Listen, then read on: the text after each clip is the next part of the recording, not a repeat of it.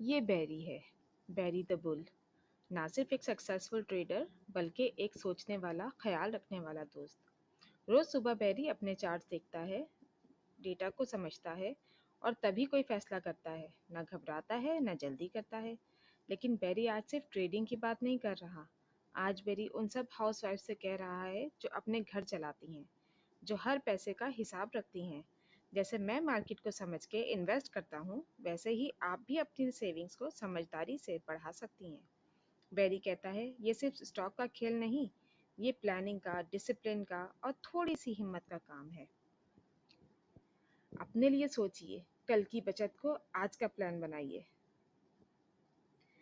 بیری دا بل کہہ رہا ہے زندگی ہو یا مارکیٹ، فیصلے سمجھ کر لو، کیونکہ ہر گھر کی کوئن ایک اسٹرانگ انویسٹر بن سکتی ہے۔